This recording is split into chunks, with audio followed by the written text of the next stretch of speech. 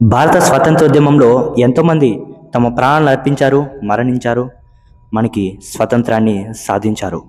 అయితే మనం నేటికి కొంతమందినే స్మరించుకుంటున్నాం. మనం మర్చిపోయిన వారిలో ఒకరు గురించి ఈరోజు మనం మాట్లాడుకుందాం. బ్రిటిష్ వారు మన భారతదేశాన్ని విడిచి వెళ్ళాక బ్రిటిష్ గవర్నర్ ఒక ఇంటర్వ్యూలో ఇలా చెప్పారు: మేము రెండవ ప్రపంచ యుద్ధంలో వీక్ అయ్యి భారతదేశాన్ని విడిచి వెళ్ళడానికి ఎంత కారణమైతే ఉందో, భారతదేశ స్వాతంత్రోద్యమంలో ముఖ్య పాత్ర పోషించిన వ్యక్తి కూడా అంతే కారణమయ్యాడు. అతనే నేతాజీ సుభాష్ చంద్రబోస్ గారు. నేతాజీ సుభాష్ చంద్రబోస్ గారు ఎన్నో కాంట్రవర్సీస్ ఉన్నాయి. అతను బ్రతికున్నాడని కొంతమంది అంటారు, అతను చనిపోయాడని కొంతమంది అంటారు. ఏదైతేనే నేతాజీ సుభాష్ చంద్రబోస్ గారు మన మధ్య లేరు. అయితే నేతాజీ సుభాష్ చంద్రబోస్ గారి చివరి ప్రయాణం ఎలా గడిచింది? నేతాజీ సుభాష్ చంద్రబోస్ గారు బ్రతికున్నారా, మరణించారా? లేదంటే నేతాజీ సుభాష్ చంద్రబోస్ గారు ఫ్లైట్ ఏమైంది? నేతాజీ సుభాష్ చంద్రబోస్ గారు తన స్వతంత్రోద్యమ ప్రయాణాన్ని ఎలా ప్రారంభించారో ఈ వీడియో చివరి వరకు చూసిన వాళ్ళకే అర్థమవుతుంది. హాయ్ ఫ్రెండ్స్, మీరు చూస్తున్నారు సిఎల్కేఆర్ క్రియేషన్స్. ఈరోజు మనం మాట్లాడుకోబోయే పాయింట్స్: నేతాజీ సుభాష్ చంద్రబోస్ గారి జీవిత కథ, ఆయన చేసిన పోరాటాలు, ఆజాద్ హింద్ సేన, బ్రిటిష్ వారికి ఎందుకు భయం పుట్టించాడు, నేతాజీ సుభాష్ చంద్రబోస్ గారి మరణం వెనుక ఉన్న మిస్టరీ. ఇది ఒక సినిమా కాదు, ఒక థ్రిల్లర్ కాదు. ఇది థ్రిల్లర్ సినిమాకి ఏమాత్రం తగ్గని స్వాతంత్ర సమరయోధుడి బయోపిక్. ఇలాంటి మరిన్ని బయోపిక్స్ మిస్ అవ్వకూడదు అనుకుంటే మా ఛానల్ని సబ్స్క్రైబ్ చేసుకొని, ఇలాంటి మరిన్ని వీడియోస్ మిస్ అవ్వకూడదు అనుకుంటే పక్కన ఉన్న బెల్ ఐకాన్ క్లిక్ చేసి నోటిఫికేషన్స్ ఆల్పై పెట్టుకోండి. ఈ వీడియోని లైక్ చేయండి ప్లీజ్, మరింత మందికి రీచ్ అయ్యేకి హెల్ప్ అవుతుంది. Let's start our video.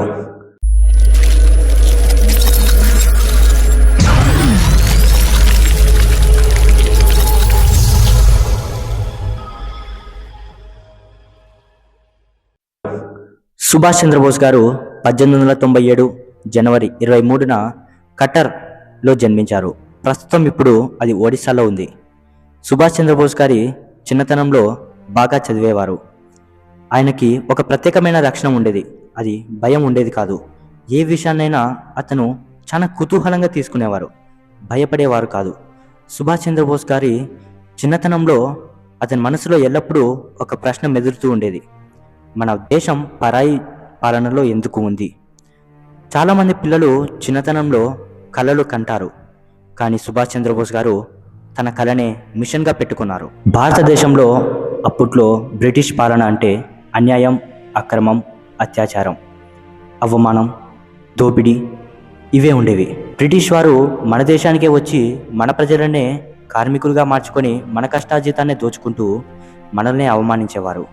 ఒక భారతీయుడు బ్రిటిష్ వాడి చేతిలో అవమానింపబడితే అది అవమానం కంటే తను బ్రతికున్నంతకాలం తన మనసుపై అది మానని గాయంగా నిలిచిండిపోయేది.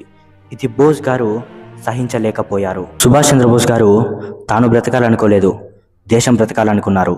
ఇప్పుడే అసలు సీన్ మొదలైంది. సుభాష్ చంద్రబోస్ గారు ఇండియన్ సివిల్ సర్వీస్ ఎగ్జామ్ రాశారు. ఆ రోజుల్లో మన నేటి ఐఏఎస్ ఎగ్జామ్ కంటే ఎక్కువే. ఈ ఎగ్జామ్ కనుక పాస్ అయితే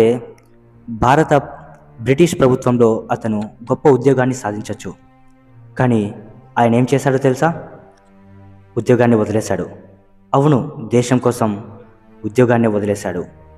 సుభాష్ చంద్రబోస్ గారి దృష్టిలో బానిసలుగా ఉన్న దేశంలో పరాయి ప్రభుత్వం కింద పనిచేయడం అంటే అంతకు మించిన అవమానం తనకు లేదని భావించాడు. ఇది సాధారణ నిర్ణయం కాదు, అగ్ని నిర్ణయం. తర్వాత బోస్ గారు కాంగ్రెస్లో చేరాడు. అక్కడ అతనికి ప్రేరణనిచ్చిన వ్యక్తి దేశబంధు చిత్తరంజన్ దాస్ గారు. బోస్ గారు కాంగ్రెస్లో చాలా త్వరగా ఎదిగారు. అక్కడ అతని స్పీచ్తో యువతని ఆకర్షించేవాడు. అతని మాటల్లో ఫైర్ ఉండేది, కానీ అతని ఆలోచనలు కూడా అంతే స్ట్రాంగ్గా ఉండేవి. బ్రిటిష్ వారి నుంచి స్వాతంత్రం చర్యల ద్వారానే లాక్కోవాలన్నాడు. ఇక్కడే అతనికి అసలు సమస్య వచ్చింది. అప్పటికే కాంగ్రెస్ నాయకులు చాలామంది మహాత్మా గాంధీ నాయకత్వంలో అహింసా మార్గాన్ని అనుసరించేవారు.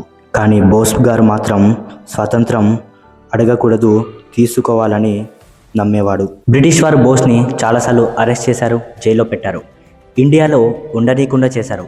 కానీ ఆయన ఆగలేదు. బ్రిటిష్ వారి కళ్ళను కప్పి బోస్ గారు ఒక అద్భుతమైన ప్లాన్ చేశారు.